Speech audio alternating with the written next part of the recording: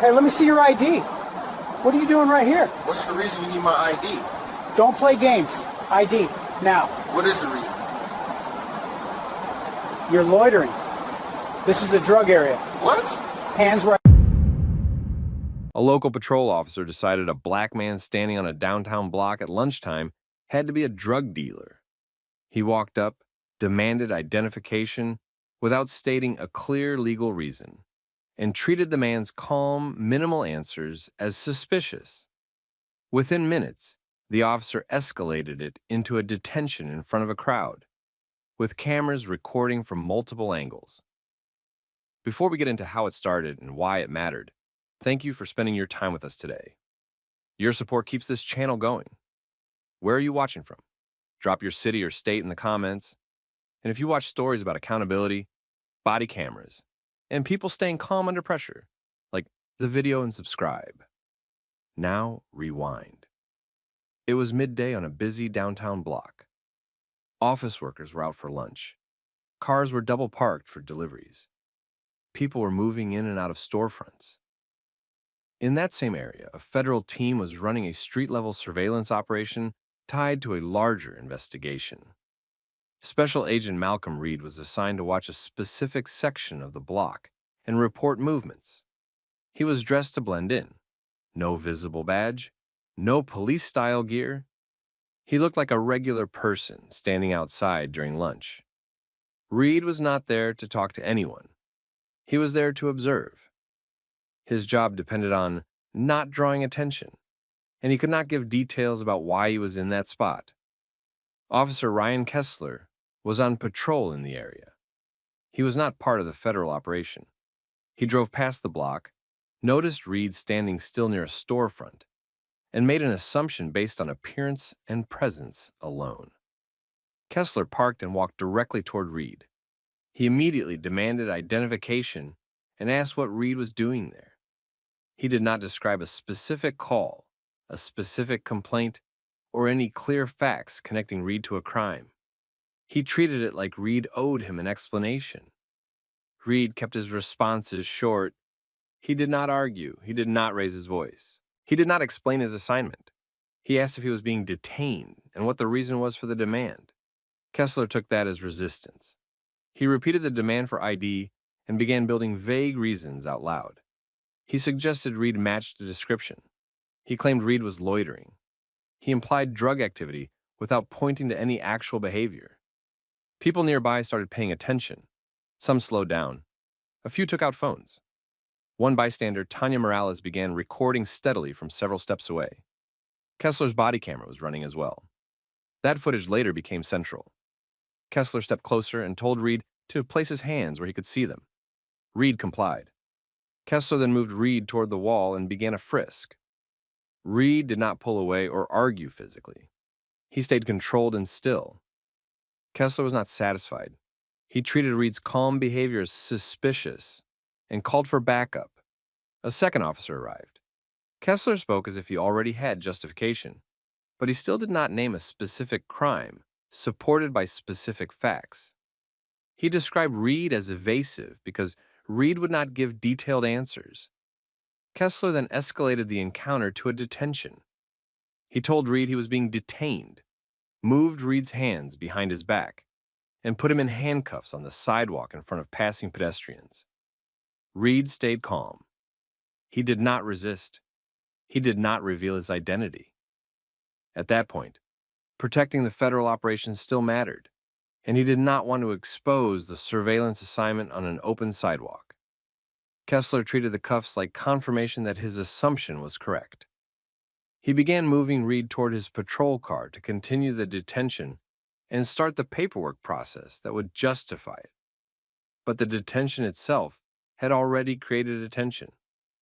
Phones were up, the body camera was running, and the scene was now public. Once Reed was secured and it was clear the stop had already disrupted the mission, Reed made a decision. He would stop protecting the operation and identify himself. Reed waited until the cuffs were on and the detention was complete. He did not reveal anything while the officers still had the chance to turn the sidewalk into a scene that could compromise the federal team's target. But once Kessler started walking him towards the patrol car, it was clear the operation was already disrupted. People were watching. Phones were recording. The stop was now public. Reed stopped his feet and told Kessler, in a calm and even tone, that he was a federal agent. He gave his name and identified the agency. He also told Kessler exactly what mattered most in that moment. The officer had detained him without clear legal cause, interfered with an active federal mission, and created a case that would follow him personally. Kessler reacted the way officers often do when they realize they misjudged the person they targeted. He didn't immediately apologize. He tried to regain control. He demanded proof. Reed didn't argue. He told Kessler where his credentials were and explained that pulling them out while cuffed wasn't possible without the officer's help. He also told him that there were other federal personnel nearby who could confirm, and that the easiest way to handle it was to call a supervisor and slow everything down. Kessler didn't slow down. He tried to press forward like it was still a normal street stop. He asked Reed more questions, trying to get Reed to explain himself. Reed stayed minimal and focused. He told him the explanation would be documented through the proper chain and that the current detention was already a rights issue. This is where the tone changed around them. The backup officer, who had been following Kessler's lead, hesitated. He didn't take over, but he didn't look comfortable either. He glanced between Kessler and Reed, and then at the phones pointed at them. He understood the risk of staying attached to someone else's bad decision. Kessler then did what a lot of officers do when they feel control slipping. He started justifying the stop out loud for the camera. He described Reed's behavior as suspicious. He referenced vague complaints and general drug activity in the area. He leaned on words that sound reasonable in a report, but mean nothing without facts. Reed didn't let him rewrite reality in real time. He told Kessler the justification didn't match what actually happened, and that the video would show the sequence clearly. The officer approached first, demanded ID first, escalated first, and detained without articulating a specific crime supported by observable facts. Then Reed delivered the part that landed hardest. He told Kessler this would not be handled as an oops. He told him the department would face a lawsuit. He told him the officer's own report would be compared line by line against the body camera and the bystander footage. And he told him that when that happened, the officer would not be protected. Kessler finally got on his radio and called for a supervisor, but even that was done like he was trying to manage optics, not fix the rights violation. He used a tone that implied he had a guy claiming to be federal, rather than admitting he might have detained the wrong person without cause. Within minutes, a sergeant arrived. Sergeant Holloway approached quickly, already trying to keep the situation quiet. He asked what was going on, and Kessler gave him the short version that made the stop sound cleaner than it was. Reed corrected it without raising his voice. He told the sergeant he was FBI, assigned to a surveillance mission on that block, and had been detained based on appearance and presence rather than any specific crime. He also told him the stop had now compromised federal work and triggered a legal and administrative problem the department could not control. Holloway asked for credentials. Reed told him exactly where they were. Holloway looked at Kessler and told him to remove the cuffs and retrieve them. Kessler hesitated. Holloway repeated the order.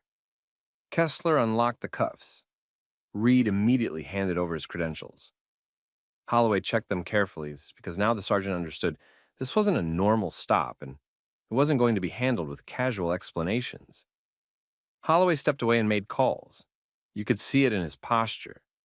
The moment the credentials checked out, this stopped being a street interaction and became an incident. Kessler tried to talk over it, still defending the stop. He started listing reasons again. Reed didn't argue with every point. He focused on what would matter later, the lack of cause, the escalation, and the fact that the officer's story was already being recorded from multiple angles. Tanya Morales kept recording. She didn't get involved. She didn't approach. She just held the phone steady. Her video captured the cuffs, the tone, the moment Reed identified himself, and the shift in the officer's behavior after the credentials came out. Holloway returned and told Kessler to step back. He told Reed he was no longer detained and asked if he needed medical attention. Reed said no. He didn't act dramatic. He didn't posture. He simply stated he needed to contact his supervisor immediately because the operation had been disrupted. Holloway offered to move the conversation off the sidewalk. Reed declined. He knew why departments prefer private spaces after public mistakes. Reed wanted the timeline clear and the public scene documented because the public scene was the truth. Reed called his supervisory special agent. He reported what happened in a structured way: time, location, officer name, the detention sequence, and the fact that civilian recording existed. He also reported the operational disruption and the safety risks created by drawing attention to the surveillance area. Within a short time, unmarked federal vehicles staged nearby, not for a show, but to stabilize what Kessler had destabilized. A federal supervisor arrived, spoke briefly with Reed, then approached Holloway with controlled urgency. The conversation between supervisors was short and serious. Holloway's tone changed again. This was now going up chains he couldn't influence.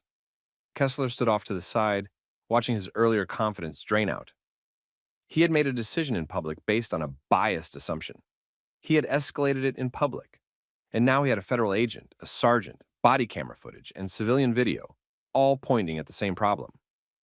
Before Reed left the scene to rejoin the federal team and assess the operational damage, he looked directly at Kessler and made the final point simple. The video and the paperwork were going to be compared, and that comparison would decide what happened next.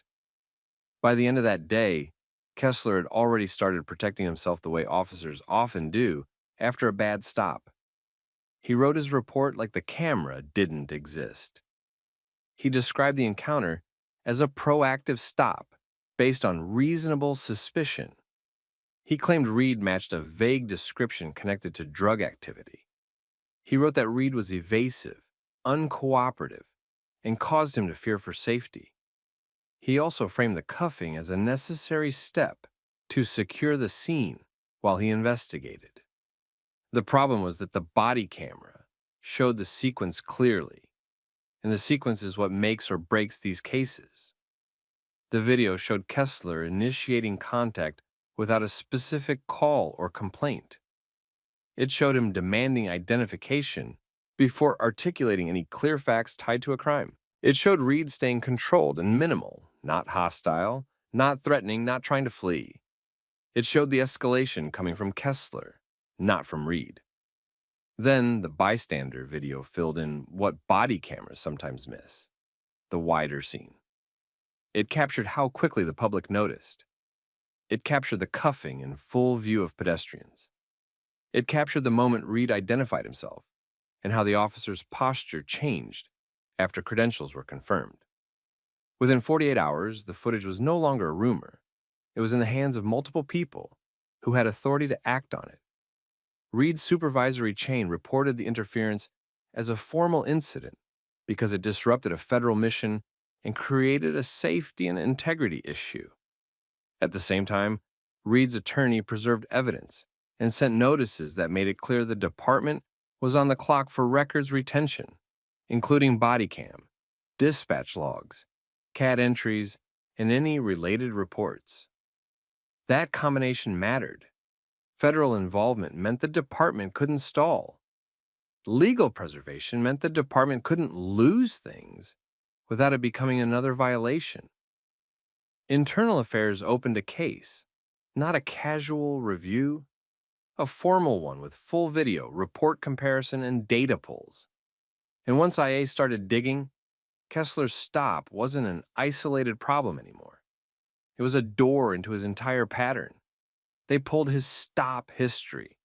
They pulled the demographic breakdown. They pulled his use of matched description language and how often it appeared in reports without an actual description attached. They pulled body camera compliance records. They pulled complaints that had been closed as not sustained because there wasn't enough evidence. Now there was evidence. A DOJ civil rights reviewer also requested information because the incident involved a federal agent detained without clear cause during a federal operation. That added another layer. It wasn't just policy. It was constitutional, and it was now being examined by people outside the department. The pattern showed up fast. Kessler had a high volume of stops compared to peers assigned to similar areas. His stops disproportionately involved black residents and black visitors to the downtown area. His reports repeatedly used the same justification phrases: suspicious behavior, evasive answers, failure to provide ID, officer safety concerns. The wording looked consistent, too consistent. Investigators started comparing his reports to Bodycam clips from prior stops, not just one or two, enough to show whether his language matched what actually happened. They found repeated gaps. The Bodycam would show normal, calm responses, but his report would describe people as agitated or hostile. The Bodycam would show him escalating quickly, but his report would imply the person forced escalation. The Bodycam would show him asking for ID before stating a reason, but his report would claim he developed suspicion first. In multiple cases, his reports treated a person's questions about legality as refusal to cooperate. That's a key difference. Asking questions is not a crime, but in his writing, it became a reason to detain. IA also looked at whether supervisors had been warned. They found that Kessler wasn't new to complaints. He had a trail. There were prior complaints about aggressive stops, unnecessary searches, and people being detained for vague reasons. Those complaints hadn't resulted in discipline. Supervisors had treated them as public misunderstanding, officer discretion, no video, or he's proactive. Now that explanation didn't hold. When the Reed footage hit internal review, supervisors couldn't claim it was unclear. They couldn't claim the citizen was lying. They couldn't claim the officer was being targeted unfairly. The camera showed the encounter from start to cuffs, and it showed how Kessler tried to justify it afterward. The department's legal unit became involved immediately because by the time the footage circulated, the risk was obvious. This wasn't just a complaint. This was a rights violation with a clean timeline and multiple recordings. It had a federal dimension, and it had a pattern sitting behind it. At that point, the department tried to do what departments often do to stop the bleeding. They attempted to frame it as a single mistake by one officer, but the data made that harder. The review didn't just show Kessler's choices. It showed how often his supervisors accepted his reports without scrutiny, even when stop outcomes were thin and the justifications were repetitive. It showed a lack of meaningful correction. Reed's case became the one they couldn't ignore because the person detained had institutional power, and the incident interfered with the federal mission. But the review made it clear that the same tactics had been used on people who didn't have a badge and couldn't force oversight. During the following weeks, Kessler was placed on administrative leave pending the investigation. His body camera footage from the incident was flagged as critical evidence. His report was formally challenged. He was interviewed by IA. He was asked to explain why the stop was initiated, what specific facts created suspicion, and why the detention escalated to cuffs. Those interviews are where officers usually rely on training and experience language. But in this case, training and experience couldn't explain the missing facts. And the more Kessler tried to defend his decision, the more he locked himself into a story the video contradicted. Meanwhile, Reed stayed disciplined. He didn't go on social media. He didn't do interviews. He handled it through official channels, but his attorney made sure the case didn't get buried and that the department understood the exposure. By week 3, the department was no longer asking if Kessler made a mistake. They were working through how much damage his pattern had already done and how much liability it created. Because when a department learns an officer exaggerates to justify detentions, every case that officer touched becomes questionable. By the time the reviews reached their final stage, the department's leadership understood 2 things. First, the detention of Malcolm Reed wasn't defensible on the facts shown on video. Second, Kessler's stop history made it impossible to treat this as a one-time judgment error. Internal Affairs completed its findings with a direct comparison. Kessler's written report next to the body camera and the bystander video. The contradictions weren't small. They were foundational. The report claimed a clear reason for suspicion that the footage didn't show. The report framed Reed as evasive and threatening in ways the footage didn't support. The report suggested a developing investigation when the video showed Kessler demanding ID first and building reasons afterward. That's the kind of mismatch that destroys an officer's credibility. Once credibility collapses, the job becomes hard to protect. Departments can defend mistakes. They can't defend patterns of exaggeration tied to rights violations captured clearly on camera. The DOJ reviewer's involvement made the stakes higher. This wasn't only about policy violations, it was about constitutional violations tied to biased enforcement. And now there was documentation showing the department had warning signs long before this incident. The department moved toward termination, and it didn't happen quietly inside a back office the way they prefer. The footage had already spread. People downtown recognized the location. The bystander video was shared widely. Community groups asked why the officer was still employed. Local reporters requested records. At the same time, the department's legal counsel began settlement talks because the liability picture was clear. The damages weren't only about the cuffing. The damages included the unlawful detention, the public humiliation, the operational interference, and the fact that the stop was driven by assumptions rather than articulable facts. The department also faced the wider issue. The review tied this incident to a larger pattern, which made the risk of trial worse. A trial would have opened the department's internal history, the stop data, the complaints, the supervisor notes, the decisions to ignore. Everything. That's why the settlement number climbed.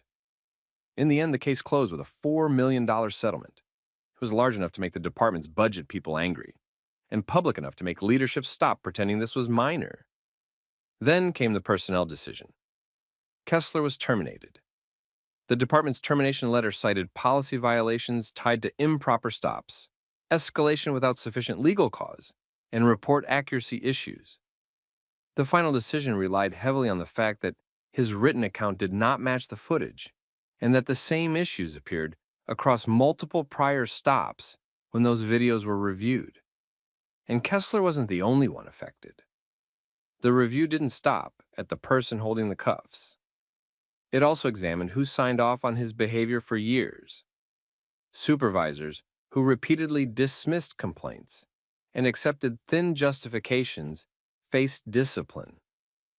Some were removed from supervisory roles. At minimum, the department had to acknowledge internally and publicly that the pattern existed and that it was ignored until it hit someone the system couldn't casually minimize. The department also made operational changes, not because it suddenly wanted to, but because the settlement and the federal review forced it. They tightened requirements for articulating reasonable suspicion in reports. They changed documentation rules, so matched description could not be used without a documented description reference. They increased audits of stop data by race and location. They strengthened body camera compliance and made it harder to end recordings early without consequences. They also created an early warning threshold that triggered review when an officer's stop volume and complaint history crossed certain limits. Those changes didn't fix everything overnight, but they changed the department's ability to pretend it wasn't happening. For Reed, the outcome was clear but not celebratory. He didn't treat it like a victory lap. He treated it like accountability that should have happened earlier before other people were pulled into the same situation without the ability to force review. He also treated it like a reminder of how quickly professionalism gets read the wrong way when someone has already decided what they think they're seeing. He had stayed calm. He had stayed controlled. He had given minimal answers to protect a mission. And none of that stopped an officer from escalating because the officer wasn't reacting to behavior. He was reacting to assumption. The key lesson in this case wasn't complicated. The video showed what happened. The report tried to describe something else. And when those two were placed side by side, the truth won. That's what ended Kessler's career. Not a speech, not a rumor, not a viral headline. A clean timeline and a clear record. So here's the question for you. If you were standing on that sidewalk watching it happen, what would you have done? Would you have recorded? Would you have kept walking? Have you ever seen a situation where the official story didn't match what people witnessed? Drop your thoughts in the comments. And if you've been through something similar, share what happened. And if you want more real-world story times about accountability, recorded proof, and consequences that actually stick, make sure you like this video, share it with someone who needs to hear it, and subscribe to the channel so you don't miss the next story. Stand up. Need your ID. What is wrong? Just give me your identification. What's the legal reason you need it? You're too suspicious. I'm not going back and forth. Stand up, now. I'm requesting a supervisor. Right now. A local officer thought he could walk into a quiet downtown cafe, single out a black man minding his own business, and demand identification like it was a personal right. What he didn't know was that the calm man at the window table wasn't just another customer he could pressure into complying. He was the head of internal affairs, and every step the officer took was about to become evidence. And before we jump in, we just want to say, we're genuinely grateful you chose to spend your time with us today. Your support is what keeps this channel going. Now tell us where you're watching from in the comments, your country, your city, your state. And if you like stories where arrogance meets cameras, policy, and real consequences, hit like and subscribe, because this one ends with careers, charges, and a sentence nobody expected. So here's what happened. It was a weekday morning downtown. The cafe was the kind of place packed with laptops and quiet conversations 2 blocks from the courthouse, with security cameras in plain sight. People were in work clothes, students were studying, and the staff were moving fast behind the counter. Malcolm Pierce sat alone near the front window. He was black, late 40s, dressed like any other professional on a day off. Coffee on the table, laptop open, phone set to the side. Nothing loud, nothing confrontational. Just a man using a public space the way everyone else was. Malcolm also happened to be the head of internal affairs for the city's police department, but nobody in that cafe knew that, and Malcolm made sure it stayed that way. Officer Tyler Grady walked in without ordering anything. He didn't scan the pastry case or check the line. He scanned people.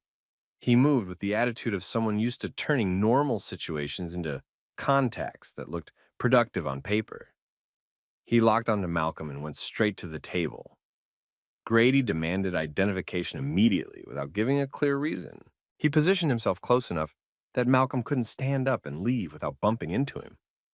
That body positioning mattered because it quietly turned a casual demand into a controlled space. Malcolm didn't argue and he didn't raise his voice. He didn't reach into his pockets. He kept his hands visible on the table and asked one clean question that forces accountability, whether he was being detained or free to leave. Grady avoided answering. Instead, he repeated the ID demand and treated Malcolm's question like disrespect. Then Grady tried to justify it after the fact. He claimed Malcolm looked suspicious. He implied Malcolm matched a description. He suggested the cafe had concerns. The problem was the room itself didn't match the story. The staff looked confused, not relieved. The customers looked uncomfortable, not protected. And the cafe manager, Asha Moreno, stepped out from behind the counter and watched closely because she could tell this wasn't a response to a call. It was an officer creating a reason in real time. Malcolm stayed in the same calm posture. He asked what specific facts supported the demand. He asked what legal cause existed. Grady escalated by shifting to control language. He treated Malcolm's refusal to hand over ID as non-compliance, even though there was no clear lawful basis stated for the demand. He warned Malcolm that refusing would lead to consequences. That was the first major procedural mistake, trying to convert a voluntary request into a forced demand without articulable cause. Grady then moved the encounter toward detention without doing the one thing that makes detention lawful, stating specific, checkable facts tied to a crime. He kept it vague on purpose because vague sounds safe in the moment. Vague also collapses later when video exists, and video did exist. Grady's body camera was on. The cafe's security cameras covered the seating area from multiple angles. Asha knew exactly where those cameras pointed and how long footage stayed stored. She quietly noted the time and which cameras had a clean view of the table. A barista named Eli Tran also noticed the pattern. He saw an officer crowding a seated customer, heard the tone, and watched the officer refuse to explain the stop. Eli didn't want to get involved directly, but he did what a lot of people do now when they feel something is off. He pulled out his phone and started recording audio discreetly while keeping his distance. Grady tried another pressure tactic. He told Malcolm to stand up. Malcolm didn't stand. He stayed controlled and asked for a supervisor. Grady brushed past that and acted like his own authority was enough. Then Asha stepped closer and made it clear, in a manager's tone, that Malcolm was a paying customer and that staff had not requested police intervention. She didn't challenge the officer emotionally. She challenged the basis of the officer being there.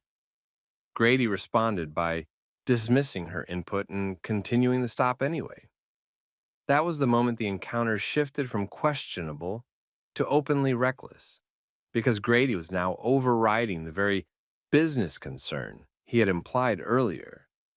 The excuse stopped matching the reality in the room, and the cameras captured that mismatch clearly. Malcolm still didn't reveal who he was. He could have ended it instantly by identifying himself. But Malcolm understood something most people never get to use. The best accountability case is the one where the officer can't claim he was treated differently because of rank. So Malcolm let the officer keep choosing his own steps. Grady then called for backup and described the situation in a way that made Malcolm sound like a problem. He used language that would prime the next officer to arrive ready to handle someone, not to evaluate legality. That was another procedural violation starting to form, creating a misleading narrative over the radio to justify actions already taken. Within minutes, a second unit arrived. The responding officer walked in, looked at the scene, an officer standing over a calm, seated man, a manager nearby, a room full of witnesses, cameras on the ceiling, and hesitated just long enough to show he wasn't fully buying what he'd been told. Grady didn't like that hesitation. He immediately pushed for physical control, instructing the responding officer to help him force the situation forward. Malcolm didn't go back to the cafe. He didn't call the precinct from the street. He handled it the way he expected any resident to handle it, because he wanted the process to be clean. That afternoon, he wrote a timeline while it was still fresh. He listed the time window, the exact location, what Grady did first, what Grady claimed as justification, how the justification changed, when Grady called for backup, when the physical contact started, and when the supervisor ended it. He kept it factual and short. Then he filed a formal complaint through the public intake channel. He also sent a preservation request. He requested the full body camera files for Grady and the assisting officer, the dispatch audio, CAD logs, GPS pings, supervisor communications, and any in-car video tied to the units that arrived. He specified the full time window, not just the few minutes outside. That mattered because a lot of cases got shaped by missing context. Malcolm wasn't giving anyone room to trim the story. At the cafe, Asha did what she said she would do. She pulled the footage from every camera with a view of Malcolm's table, the aisle, the entrance, and the sidewalk. She saved a longer segment than most people would, starting before Grady entered and ending after the supervisor left. She also wrote her own statement while it was fresh and got contact info from 2 customers who said they'd confirm what they saw. Eli saved his audio recording and gave it to Asha so it could be stored with the cafe footage instead of sitting on a personal phone. 2 days later, Grady submitted his report. It was the kind of report that tried to make the stop sound routine and lawful. It leaned on vague suspicion. It referenced a description without details. It described Malcolm as non-compliant. It emphasized resisting to justify going hands-on. It also included the trespass angle, even though the manager had rejected that in real time. The complaint would normally have been routed for a standard review first. Malcolm made sure that didn't happen. Not by taking control of the case, but by doing the opposite. He disclosed internally that he was the complainant, and he formally recused himself in writing. He assigned the investigation to his deputy, Raymond Holt, with clear instructions. Run it like any other citizen complaint, document everything, and do not treat it as a special case in either direction. Holt opened the file and immediately treated it like a case that could turn into a lawsuit or a federal issue. First, he issued evidence holds. He locked down the Bodycam file's dispatch data and any related digital logs, so nothing could be overwritten. Second, he collected the cafe footage directly from Asha and documented chain of custody. He didn't accept a text message clip. He took the original exports from the system with timestamps. Third, he pulled the body camera files and compared them against the cafe angles. That comparison created the first clear problem. The cafe footage showed the approach, the lack of a clear stated reason, the manager contradicting any business complaint, and Malcolm staying controlled. It also showed the moment Grady went hands-on, and it showed how quickly Grady labeled it resisting. Grady's body camera captured the sound and general sequence, but the angle got worse during the most important outside portion. Holt noted it, then requested the file metadata and the audit logs. He wanted to know if the file had been edited, re-uploaded, trimmed, or processed in any way outside normal procedure. At the same time, Holt reviewed Grady's recent activity because the language in the report looked familiar. It used the same phrases that showed up in other complaints: suspicious behavior, matched description, refusing lawful orders, consent, resisting. Holt pulled Grady's stop history for the last year and filtered it by location and unit. The number of contacts was high compared to other officers working the same downtown area. The number of stops that resulted in actual charges was low.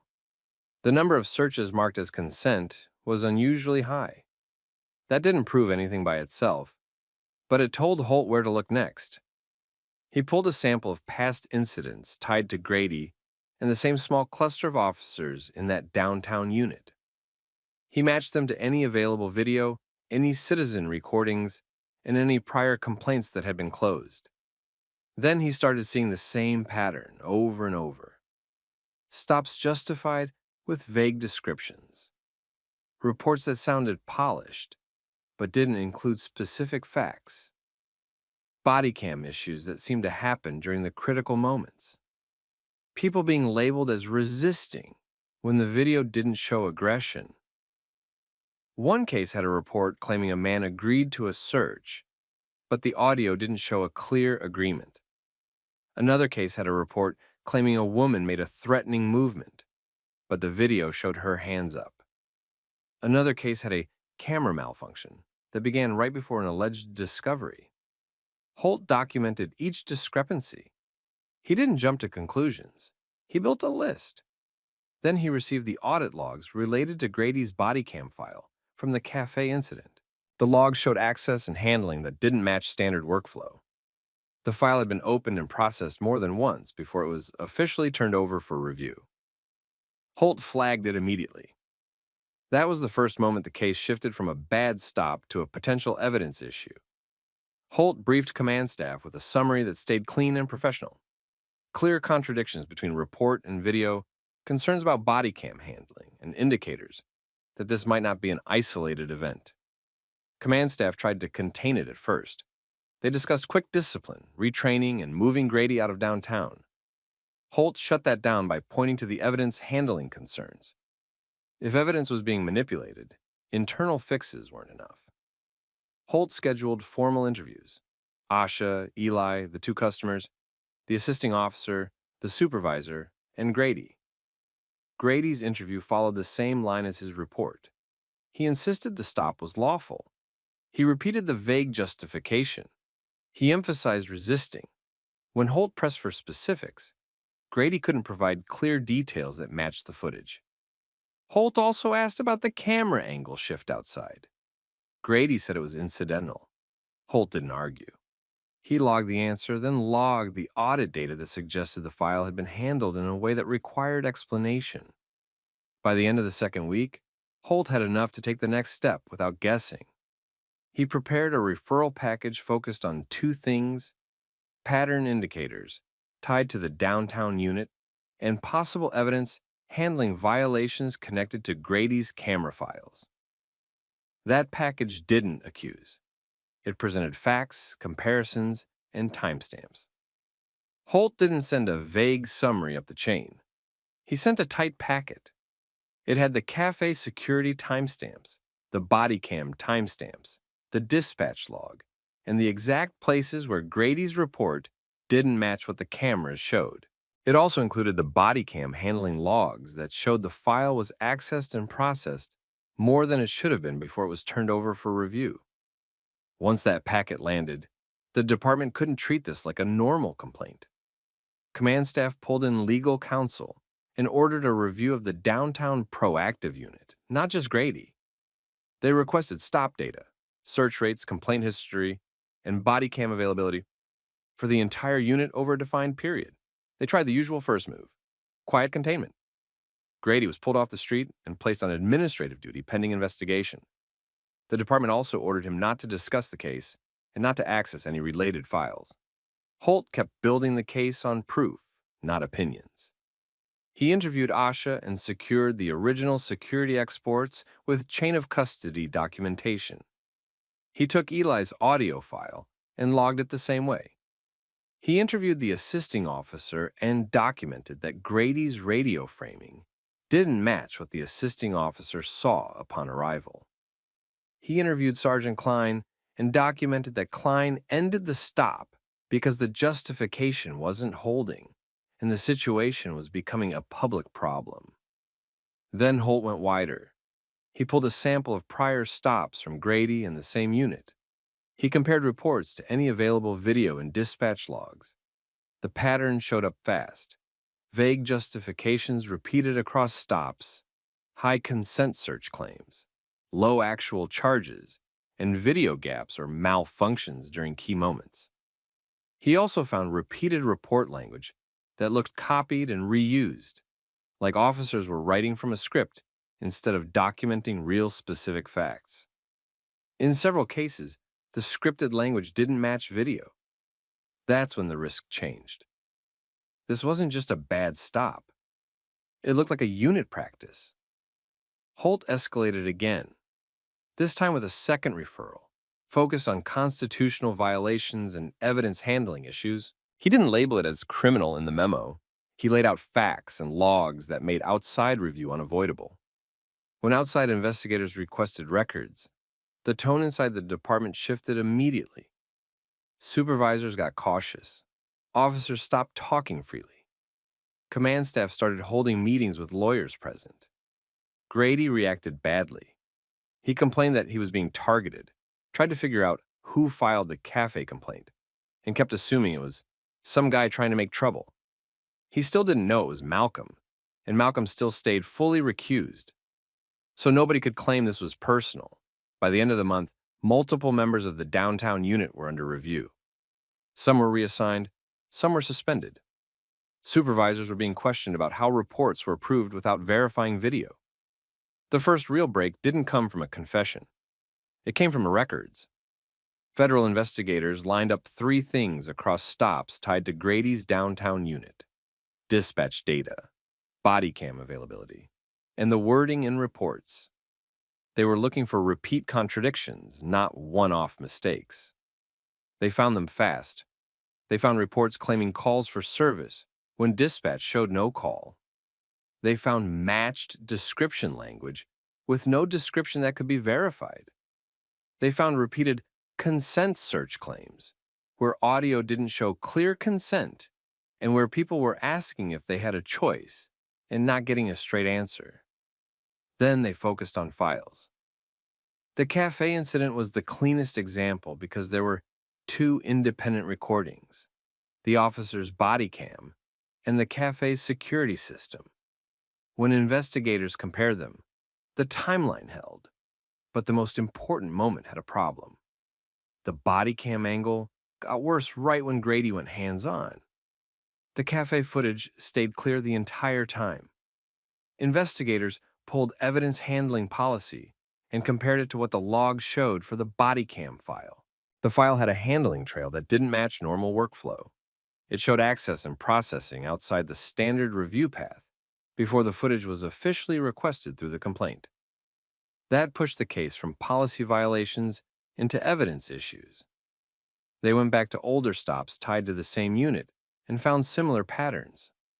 Not every stop had missing footage, but enough did, and the gaps clustered around the exact moments that mattered: searches, handcuffs, and resisting claims.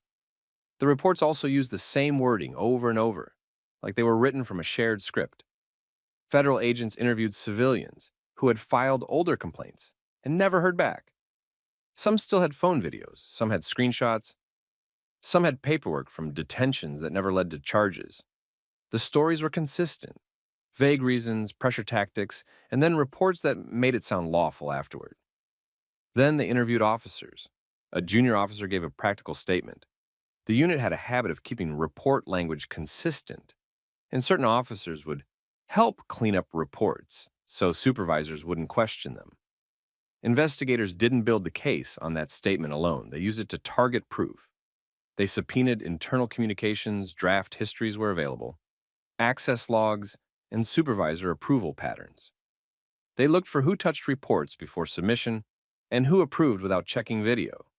That's where they found the messages that mattered: discussion about keeping reports tight, making sure wording matched, and concern about the cafe incident becoming a thing. It wasn't a movie-style confession. It was enough to show intent to manage the record.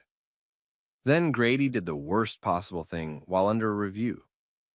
He was on administrative duty and under orders not to access related files. He attempted access anyway. The system logged it with his credentials and a timestamp. It wasn't someone's opinion, it was a record. That became the clean evidence tampering lane, violating access restrictions during an active investigation tied to footage already backed up by a private business system. Once that was in place, the department moved to protect itself. Grady was terminated. The downtown unit as it existed was shut down and restructured. Supervisors who approved the reports without verification were removed from that chain pending review. The city publicly confirmed cooperation with federal investigators because it was past the point where they could pretend it was contained. Now, the federal case took center stage. The U.S. Attorney's Office filed charges focused on civil rights violations and evidence tampering. The civil rights side targeted unlawful detentions and stops built on race-based suspicion and vague justifications. The evidence side targeted the attempts to interfere with body cam handling and the pattern of report falsification tied to video gaps. When the case went public, Malcolm's name finally entered the story, not because he announced himself in the cafe, but because paperwork and sworn filings made it unavoidable. The irony was obvious.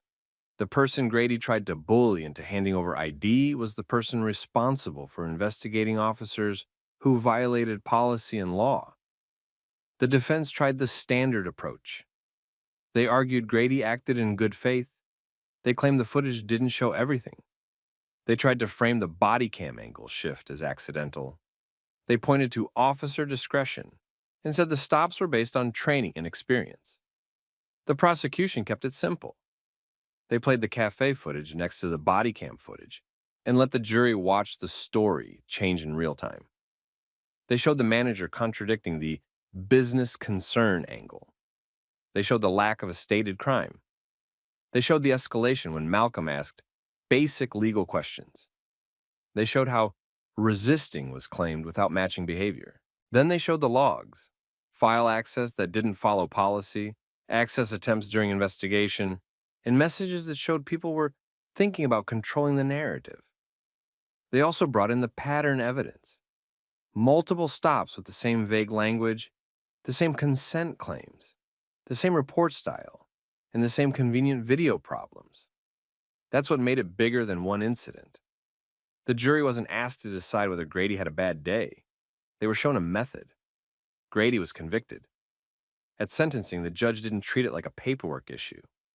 The judge treated it like what it was: abuse of authority backed by falsified documentation, aimed at people who were targeted because they were easy to target until the day the wrong person sat at the wrong table with cameras everywhere. Grady received 15 years in federal prison. Not probation, not a short sentence. 15 years. After the sentencing, the fallout continued. The city settled several civil lawsuits tied to the unit's stops. The department implemented stricter stop documentation rules and mandatory body cam audits with random reviews. Supervisors were required to verify video before approving reports in certain categories of stops. The downtown unit's mandate changed, and the oversight structure changed with it. Internally, the case became a training example, not the sanitized kind, the kind that shows exactly how a stop becomes unlawful step by step, and how I can do what I want turns into I can't explain what I did. Malcolm never needed to embarrass anyone in public to prove a point. He handled it through process, evidence, and a clean chain of documentation. He let the system record its own failure, then forced it to face the record. And if you're watching this thinking about how often people are told to just comply and deal with it later, here's the reality. Later only works when there's proof. And proof only exists when someone preserves it and the process isn't allowed to bury it. What would you have done in that cafe? Would you have argued? Would you have recorded? Would you have walked out and hoped it ended? Drop your thoughts in the comments, and if you've seen something like this in your own city, share what happened. And don't forget to like, subscribe, and stick with us for more stories where accountability actually lands. I'm not waiting behind all these people. Move. The line starts back there. Please don't cut. Don't tell me what to do. Who do you think you are? I'm someone standing in line like everyone else. Step back. Now listen to me. Turn around for me. Put your hands behind your back. Are you serious right now? She touched me first. All right, hands behind your back. You're under arrest. Turn around now.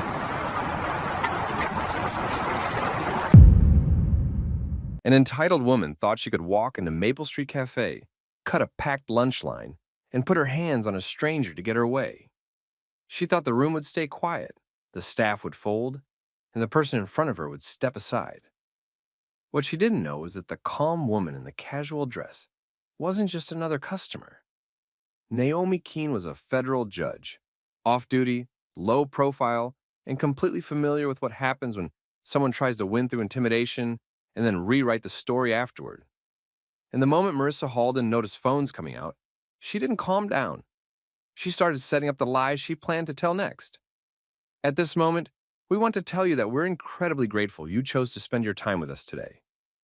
Your support keeps this channel alive and thriving. Tell us where you're watching from in the comments. And if you want more stories where evidence and accountability beat loud behavior, hit like and subscribe. Now rewind to how it actually started. Maple Street Cafe was in full lunch rush. The line was long, the counter area was tight, and the staff was moving fast to keep orders flowing. Most customers were doing what they always did in places like this, waiting their turn, keeping it moving, not looking for problems. Naomi was in line like everyone else. She looked like a regular person grabbing lunch. Everyday clothes, calm posture, no attention seeking. She didn't talk much. She just waited. Marissa came in with a different energy. She walked past the line without hesitation and went straight to the counter. She positioned herself as if she had been next the whole time and started trying to place an order. A few people in line reacted the same way people usually do in public, annoyed but quiet. Some stared, some looked away. Nobody wanted to be the one pulled into a scene. Naomi spoke up. She told Marissa to go to the back of the line. It was direct and basic, the same rule everyone else was following. Naomi didn't insult her. She didn't raise her voice. She didn't step into Marissa's space. Marissa turned toward Naomi and immediately challenged her. She tried to make Naomi seem like the problem for saying anything at all. Her tone got louder, not because she had a better point, but because she wanted the room to feel pressure. Naomi didn't match that energy. She stayed steady and repeated the same boundary. She kept it about the line and nothing else. That refusal to get emotional changed the balance. It made Marissa's behavior stand out even more. It also made it harder for Marissa to turn the situation into both sides. Marissa tried to force the staff to choose. She stayed planted at the counter and kept pushing for service, trying to make the barista and the manager deal with the tension. The staff hesitated because they were trying to keep lunch moving, and they could see the situation turning into a disruption either way. Naomi didn't argue in circles. She didn't chase Marissa's insults. She stayed on the same point. The line existed, and Marissa was cutting it. Marissa stepped closer to Naomi. It wasn't necessary for ordering. It wasn't accidental. She closed the distance to pressure Naomi into backing up. Naomi didn't move toward her. Naomi didn't touch her. Naomi stayed where she was. Marissa escalated into physical contact. She shoved Naomi. Not a bump, not brushing past. A clear push meant to intimidate and to show the room she could do what she wanted.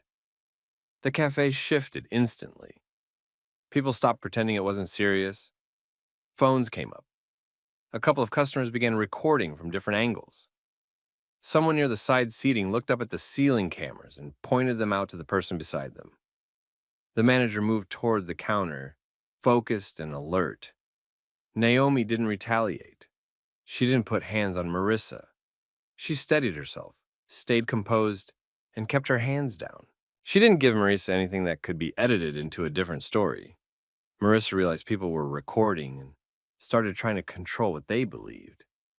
She began talking fast and loud, acting like the shove was justified, acting like Naomi had done something first. It was a setup, not for the people in the cafe. She already lost them. It was for what she planned to say when authority showed up. The manager made the decision to call police. Staff stopped trying to smooth it over, because once someone shoves a stranger, it isn't customer service anymore. Naomi stayed calm and waited. She didn't do a speech. She didn't argue for the crowd. She let the cameras and the witnesses hold the timeline. And Marissa, standing there with an audience and recordings that she couldn't control, doubled down anyway, because she was already preparing to claim she was the victim. The police arrived while the cafe was still full and the line was still backed up. The moment the officer stepped inside, Marissa moved first. She made sure she was the one talking before anyone else could. She told the officers Naomi attacked her. She said it fast and confidently, the way people talk when they want the first version to stick. She pointed toward Naomi at the counter area and kept her voice loud enough that nearby customers could hear. She was trying to frame Naomi as a problem the officers needed to handle immediately. Naomi didn't rush to answer. She didn't argue across the room. She stayed where she was, hands visible, posture controlled, and waited to be addressed. The officers did what they always did with a public disturbance. They separated both women and stopped them from being close enough for another physical incident. One officer kept Marissa near the entrance and slightly off to the side so she couldn't approach Naomi again. The second officer went toward Naomi and the cafe manager and asked basic questions first. Who was involved, whether anyone was hurt, and what happened in order. Marissa kept trying to keep control of the room. Even while the officer was trying to ask her clear questions, she added extra details. She tried to describe Naomi as aggressive. She tried to justify why she was at the counter in the first place without admitting she cut the line. She also kept trying to talk over what was happening on the other side of the cafe, especially when she saw witnesses gathering. Naomi gave a short, clear account when asked. She didn't add commentary. She didn't insult Marissa. She gave the sequence. Marissa cut the line. Naomi told her to go to the back. Marissa escalated and shoved her. Naomi also made a point of something the room already knew. People recorded it, and the cafe had cameras. That changed the way the officers treated the call. They didn't rely on whoever was loudest. They moved straight into verification. The cafe manager stepped in and confirmed there were security cameras covering the counter and the area where the line formed. He told the officer the system recorded continuously and that the shove should be captured. He also said multiple customers had already offered phone video. Marisa heard that and tried to interfere. She tried to follow when the officer and manager moved toward the back area to access the footage. The officer with her stopped her and told her to remain where she was. Marisa protested and tried to keep talking, but she didn't get to control the review. In the back, the manager pulled up the security feed and scrubbed to the moment Marisa walked in. The camera angle made the layout clear, the line along the wall, the counter, and the space where Naomi had been waiting. The footage showed Marisa entering during the rush, bypassing the line, and going directly to the counter. It showed Naomi staying in place and addressing her without stepping into her space. It showed Marisa closing distance. It showed Marisa making first physical contact. It showed Naomi not striking Marisa and not touching her at all after the shove. The officer didn't need a dramatic replay. The sequence was simple. It answered the main question: who initiated physical contact? When the officer returned to the front, the tone shifted. The next questions from Marisa weren't open-ended anymore. They were specific. The officer asked her to explain why she told them Naomi attacked her when the footage showed Marisa shoved first. Marisa pivoted immediately. She tried to soften what she did. She tried to redefine the shove as minor. She tried to claim she felt threatened. She tried to say Naomi's behavior forced her into it. She moved through explanations quickly, looking for one that would land. The problem was the room didn't match her story either. Witnesses had been waiting. As soon as the officers started asking for statements, people stepped forward one after another. One customer described Marisa cutting the line and refusing to move. Another described Naomi staying calm and not touching Marisa. Another described the shove clearly and pointed out it happened right where the cameras faced. Two different customers confirmed they recorded video starting before the shove. The officer asked to see the recordings. Customers held their phones up and played the clips. The angles were different, but the order of events was the same. Marisa went around the line. Naomi told her to go to the back. Marisa escalated. Marisa shoved. Then Marisa started claiming she was the victim. The officers documented names and contact information for multiple witnesses. They also noted which witnesses had video and which were willing to share it. The cafe manager was told to preserve the security footage so it wouldn't be overwritten. He agreed and said he would save it and provide it if requested. Naomi stayed consistent the entire time. She answered the questions she was asked, kept her voice steady, and didn't try to perform for the room. She didn't add accusations beyond what the evidence showed. She also didn't try to use her job as leverage. She treated it like a normal incident report because that's what it was. As part of routine identification, Naomi provided her ID. The officers recognized her name and position. Naomi didn't announce it to the cafe and didn't use it to threaten anyone. But it changed what everyone understood about the situation. Marisa hadn't just shoved a random customer and hoped the story would blur. She shoved someone who knew exactly how false allegations work and exactly how to respond without giving the other person an opening. Marisa realized it too, and it hit her late. She didn't apologize. She didn't admit the lie. She kept trying to argue around it, but now she was arguing against footage, multiple videos, and multiple witnesses. By the time the officers finished, Marisa was documented as the aggressor based on evidence. Her false claim was documented too. The manager was given the report information and instructions about preserving video. Witnesses were told they might be contacted if the case moved forward. After the officers left, the cafe went back to serving food, but the incident didn't go back to normal. People were already texting friends about what they saw. Some of the customers who recorded kept their videos saved because they understood what Marisa had tried to do. And Marisa wasn't done making it worse.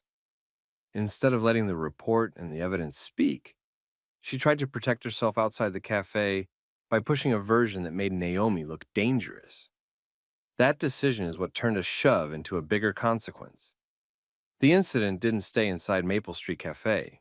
Within an hour, people who had been in line were messaging friends about what happened. Not because it was entertaining, but because it was the kind of situation everyone recognized.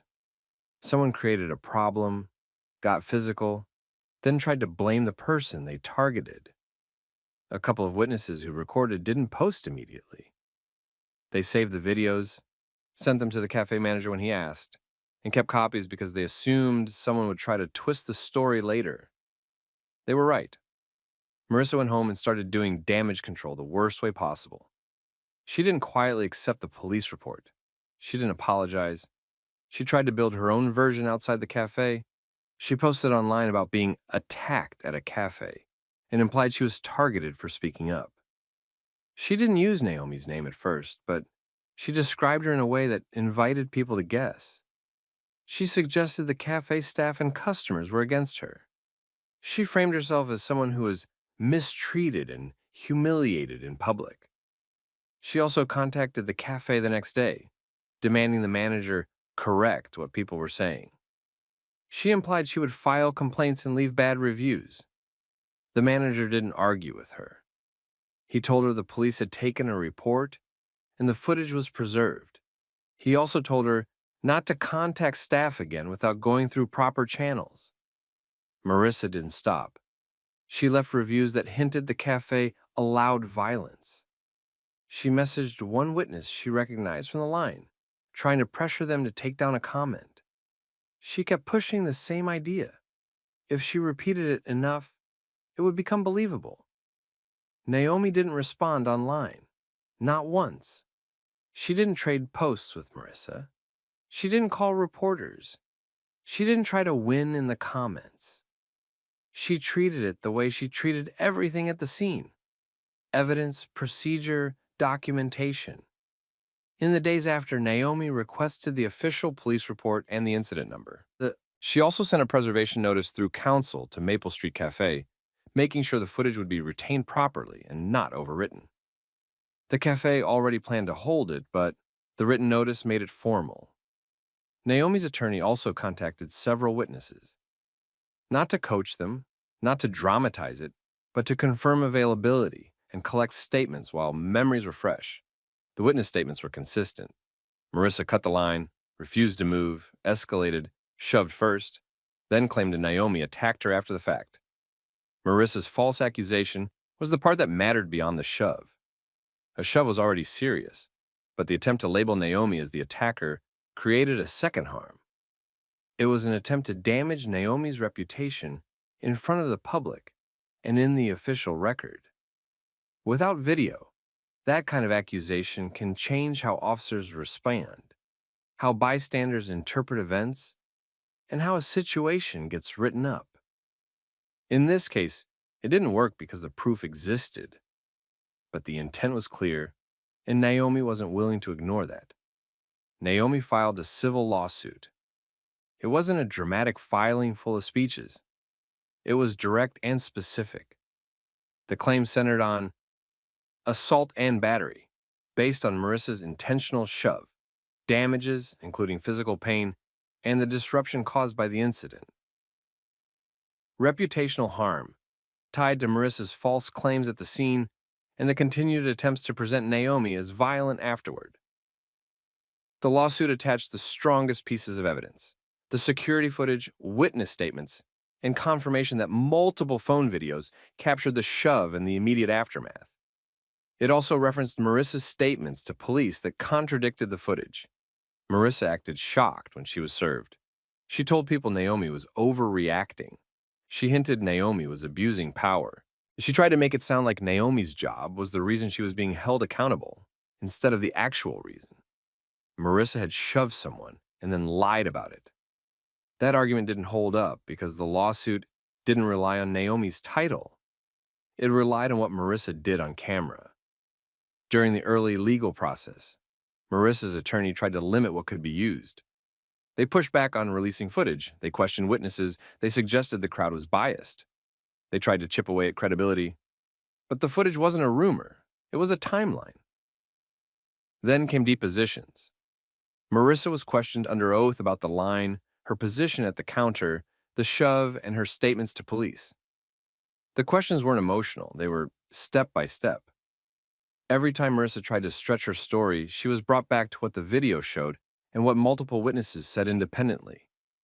She also had to answer for the online posts and reviews she made afterward.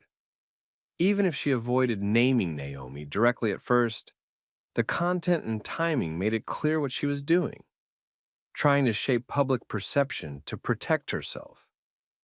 The pressure tightened because Marissa couldn't keep her stories consistent. She had one version for the officers at the cafe, a softer version once the footage was mentioned, a victim version online, and a careful version in legal filings. Those versions didn't match each other, and the evidence didn't match any version where Marissa was the victim. At that point, the case moved towards resolution. Marissa faced immediate consequences from the incident itself, and then she faced the longer consequence of a civil case she couldn't talk her way out of. The outcome wasn't about humiliation. It was about accountability. Marissa ended up paying for what she did. The settlement discussions included money damages, legal costs, and a requirement that she stop repeating false claims about Naomi. The cafe also issued a trespass notice banning Marissa from the property, based on the disturbance and the physical contact. Naomi didn't treat it like a victory lap. She went back to her life. She didn't give interviews. She didn't turn it into a public campaign. She let the record be the record. But the ripple effect was real. Maple Street Cafe tightened its policies. The manager posted a clear sign about line order and zero tolerance for physical intimidation. Staff were told not to smooth things over when someone put hands on someone. They were told to document, call the manager, and preserve footage immediately. And for the people who witnessed it, the lesson was simple and practical. When someone tries to rewrite reality, you don't beat them by being louder. You beat them by staying steady and preserving facts. So here's the question for you. If you were in that line, would you have spoken up? Would you have recorded? Would you have stayed out of it? And if you were Naomi, would you have let it go once the police report was done? Or would you have taken it further when the lies continued? Drop your answer in the comments. Share this with someone who needs a reminder that evidence matters. And don't forget to like and subscribe for more stories where people try the wrong person and end up facing real consequences. Step out now! Hands where I can see them! Follow my baby. I'm not stepping outside till you tell me the legal basis. Show the warrant. Don't argue, just come out! No. Show the warrant first. You're pointing guns at a family at the wrong address unless you prove otherwise. Refusing is gonna make this worse. That's not how it works. You don't get compliance first and paper. Robert Reed stood in his front hallway in nothing but boxers, one arm tight around his baby, the other hand held out and empty, so nobody could pretend they saw something. Outside, multiple police officers had flooded his driveway with flashlights and rifles up, shouting commands and ordering him to come out immediately. They still hadn't clearly explained why they were there, and they were acting like his questions were a problem instead of a right. Nia Reed stayed half a step behind him, steady and awake in the way only someone gets when their house is suddenly treated like a target. She kept repeating the same demand. They needed to see the search warrant before anyone stepped closer, before anyone touched the door, before anyone pointed another weapon toward a family holding a child. The officers tried to run the usual pressure play. They pushed urgency. They implied refusal would look bad. They acted like warrants weren't something they had to show in the moment. They tried to turn a legal request into non-compliance. Robert didn't argue like a scared man. He argued like someone trained to hear tactics in every sentence. He didn't raise his voice. He didn't step outside. He kept forcing the same simple question. What's the legal basis? And where's the warrant? And while they were trying to control the scene with intimidation, Robert and Nia were doing something else, quietly controlling the record, because their security cameras were already recording every officer, every command, every weapon angle, and every choice. Quick thing, where are you watching from? drop your state or country in the comments. And if you like stories where power gets checked by cameras, paperwork, and people who stay calm, hit like and subscribe so you don't miss the next one. Now rewind, because this wasn't some random argument on a front lawn. Robert Reed was an FBI agent, not a former anything, not someone pretending. He worked cases that required patience, documentation, and knowing exactly how quickly a bad assumption can ruin lives. He and Nia also had a newborn, which meant their nights were already short and their instincts already sharp. They lived in a quiet neighborhood where nothing usually happened after midnight. People here complained about trash pickup and parking, not tactical teams. The Reeds had cameras because it was normal in 2026 to have them, but also because Robert believed in one rule. If someone in authority makes a mistake, the only thing that keeps the truth from getting rewritten later is video and paperwork. That night, a loud bang hit their front door hard enough to wake both adults instantly. Nia checked the baby first. Robert went to the entryway and saw flashing lights and silhouettes moving fast. Through the glass, he caught the outline of weapons and body armor. Within seconds, the officers were giving commands like they were already convinced they had the right house, the right person, and the right to escalate. And the entire situation turned into a test. Would the Reeds get bullied into stepping outside and surrendering control of the moment? Or would they force the officers to follow procedure, on camera, before anything went further? Once Robert said clearly and without attitude that he was a federal agent, and that he wanted the warrant shown before anything else happened, the officers couldn't keep treating him like a confused civilian. They still tried, but it started getting messy. The lead officer kept pushing the same strategy. Get Robert outside first, then sort out details later. He kept repeating that Robert had to step out, had to comply, had to stop asking questions. He kept implying that asking for paperwork was the same as refusing orders. Robert didn't take that bait. He kept his hands open and visible and kept the baby tight against his chest in a way that made it impossible for anyone to claim Robert was aggressive without sounding ridiculous. He didn't raise his voice. He didn't lecture. He just forced the scene to stay in one lane: legal authority, documentation, and address verification. Nia did the same thing, but from a different angle. She didn't engage the lead officer's ego at all. She didn't let the conversation turn into personalities. She kept repeating that the officers were at a private residence, pointing weapons at a family, and they still hadn't shown a warrant. She also kept reminding them the cameras were recording. That camera reminder changed the officer's body language more than any argument could have. Because once officers realize the story isn't going to be written by whoever files the report first, they start thinking about consequences. Not just whether they win the moment, but whether they can defend it later. The lead officer tried to downplay it. He acted like showing the warrant wasn't something he had to do right then. He treated the demand like it was a misunderstanding of procedure. He kept stretching time, hoping Robert would eventually step outside just to end the tension. Robert didn't move. He kept the focus on one point. If they had a warrant, they could show it.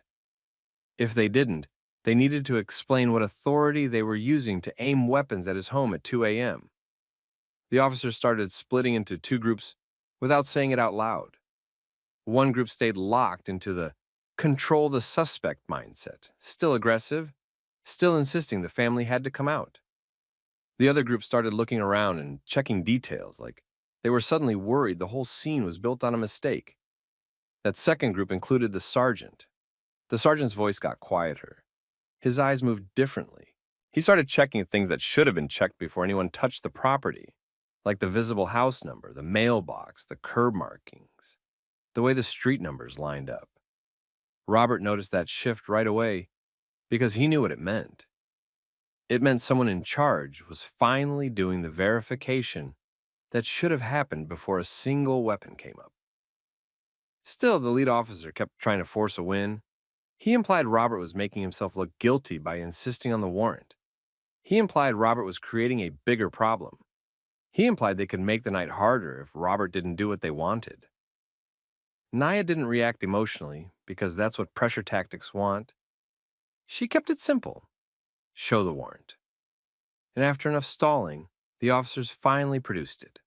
Not confidently. Not like it was routine. More like they were hoping the paper itself would end the conversation before anyone could read it carefully. Robert and Nia didn't let that happen. They focused on the parts that matter: the address, the target, the legal basis.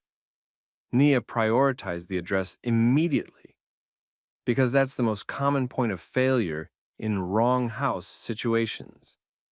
Robert scanned for identifiers that would confirm whether the warrant matched their home, their names, anything that could justify what was happening. It took seconds. The address didn't match. This wasn't a technicality. It wasn't a typo that still landed on the same property. It was a different home. Wrong house, wrong family, wrong baby in a man's arms while rifles were angled toward the doorway. The air shifted so fast it was obvious even from inside. Officers who had been loud suddenly got quieter. Officers who were barking commands started glancing at each other. The lead officer's posture changed, not because he suddenly respected the family, but because he realized he was standing in front of multiple security cameras while holding a warrant for someone else's address. Nia made the reality unavoidable by pointing out the cameras again, this time more directly. She indicated where they were mounted and what angles they covered. She didn't need to threaten anyone. The cameras were already doing the work. One officer, not thinking fast enough to keep his reaction private, said out loud that they were going to get in serious trouble. It wasn't said to intimidate the family. It came out like panic. And that moment mattered because it showed the truth. They knew this wasn't defensible. Now the lead officer shifted into damage control. Instead of acting like Robert was a suspect who needed to be ordered around, he started acting like the whole thing was a misunderstanding that could be smoothed over. He tried to calm the moment without admitting what it really was. He tried to make it smaller than it was. Robert didn't allow that either. He stayed calm and he stayed precise, but he became even more structured. He asked for names and badge numbers. He asked who authorized the operation. He asked who signed off on the address verification. He asked who the supervising sergeant was. He asked how this was going to be documented and what report number would exist by morning. The officers didn't like those questions because those questions turn a mistake into a paper trail. The sergeant tried to take over. He tried to do the things supervisors do when a scene goes bad. Lower volume, reduce exposure, move everyone back, stop the bleeding. He told his people to step back and start clearing. But stepping back didn't erase what already happened, and everyone knew it. Robert didn't chase them outside. He didn't step into the yard. He didn't give them the chance to claim he approached aggressively or failed to follow directions. He kept the family inside and kept the boundary intact. At the same time, he made sure the record was protected. He told Nia to make sure the footage was saved and backed up. Not just kept, but exported, duplicated, and stored somewhere outside the camera system. Because he knew how often people lose footage later through glitches, overwrites, and convenient technical problems. Nia moved like someone who had already decided this wasn't ending with an apology. She secured the video and then started documenting everything else: time of arrival, number of officers, weapons drawn, commands given, the delay before producing the warrant, and the moment the address mismatch was discovered. Outside, the officers were now doing what they should have done before showing up, confirming the correct location. You could see it in their movements: more radio traffic, more looking at street numbers, more walking down to check the next house, more back and forth between vehicles. It was sloppy and it was obvious. They weren't executing a planned, verified warrant at this point. They were trying to figure out where they were supposed to be after they already terrified the wrong family. A neighbor across the street had started watching like most people do when flashing lights hit a quiet neighborhood. That neighbor would later confirm what the Reeds already knew. The officers had arrived with certainty, escalated immediately, and only started checking details after getting challenged and recorded. The lead officer tried one more time to regain control of the narrative. He tried to frame it like the Reeds had complicated things. He implied it would have been easier if Robert had just come outside. Robert shut that down by sticking to facts and process. He made it clear the officers were the ones who escalated without explaining. They were the ones who delayed presenting the warrant. They were the ones who pressured a family instead of verifying the address. And they were the ones now retreating because the document in their own hands proved they were in the wrong place.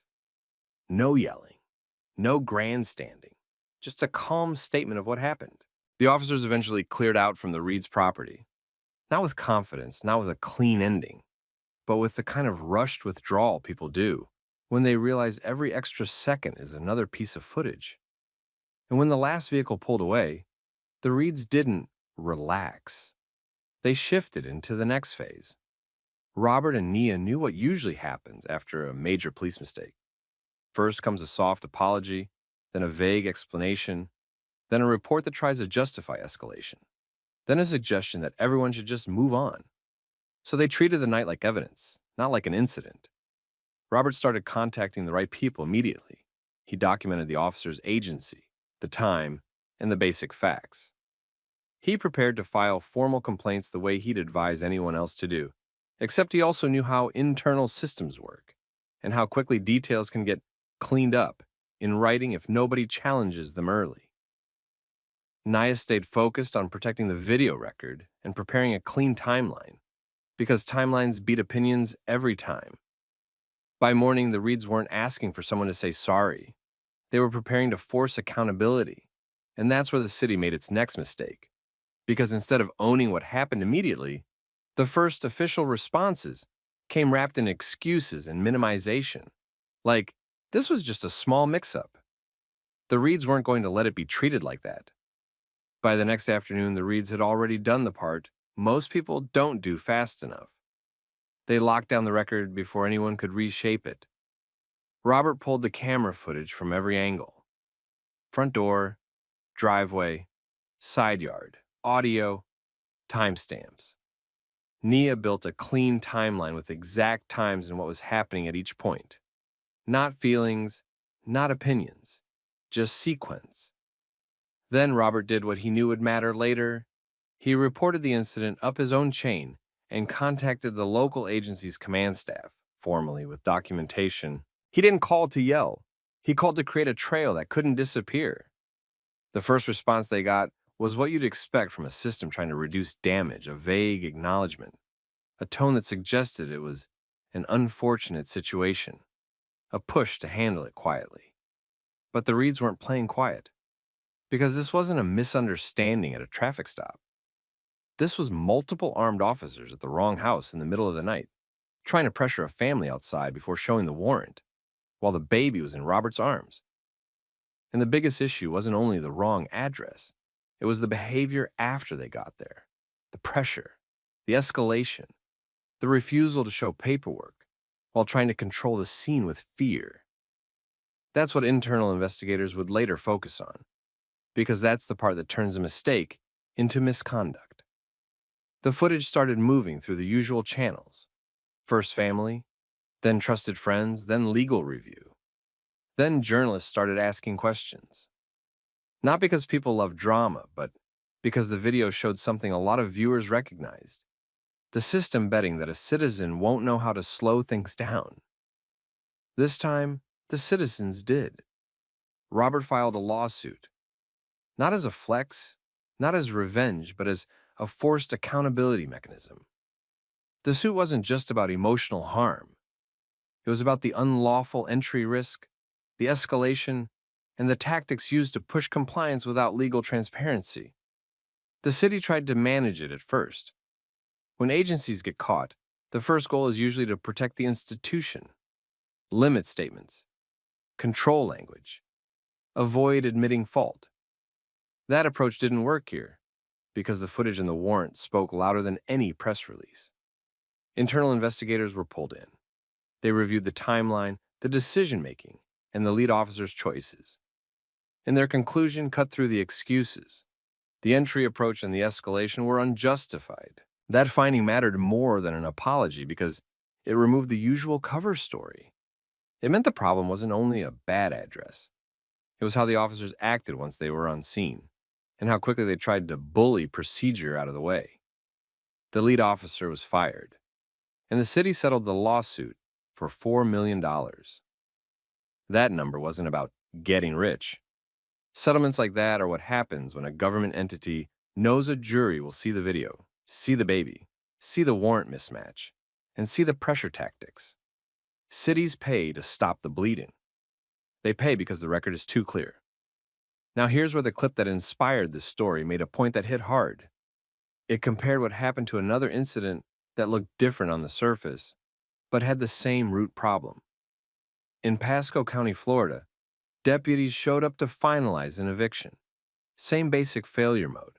They confused the house number. They went to the wrong home. They drilled out the lock and started forcing entry before they realized the address didn't match. Different scenario, same pattern. Authority moved first, verification came later. And that's the part people keep missing. These aren't just oops moments. They're systems that train speed and control, then act surprised when speed and control replace accuracy. For the Reeds, the aftermath wasn't just news clips and paperwork. It changed how they lived. They upgraded their camera storage and set backups that didn't rely on one device. They added visible signage and stronger lighting, not because signs stop raids, but because anything that strengthens the record increases accountability. They also became the example people used quietly in conversations that used to end with, "There's nothing you can do." And if you're watching this thinking about what you would do at 2 a.m.